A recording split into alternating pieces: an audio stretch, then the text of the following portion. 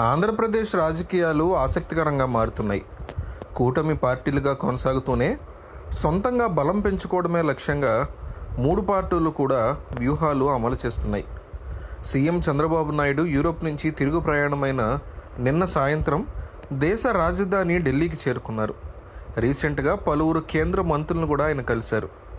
ఇందులో భాగంగా కేంద్ర హోంశాఖ మంత్రి అమిత్ షాతో పాటు జలవనరుల శాఖ మంత్రి, న్యాయశాఖ మంత్రితో ఆంధ్రప్రదేశ్ ముఖ్యమంత్రి భేటీ అయ్యారు. ఆంధ్రప్రదేశ్ రాష్ట్రానికి సంబంధించిన పలు అంశాలు, ప్రాజెక్టుల మీద కేంద్ర మంత్రులతో ఆయన చర్చించారు.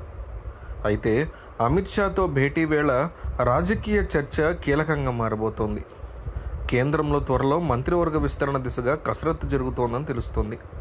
దీనికి ముందే ఆంధ్రప్రదేశ్ నుంచి రాజ్యసభకి వైసీపీ మాజీ నేత విజయసాయిరెడ్డి స్థానంలో బీజేపీ ఈ సీటుని తీసుకోవాలని నిర్ణయం తీసుకుంది. తమ పార్టీ అభ్యర్థి గురించి చంద్రబాబుకు అమిత్ షా స్పష్టత ఇచ్చినట్టుగా తెలుస్తోంది.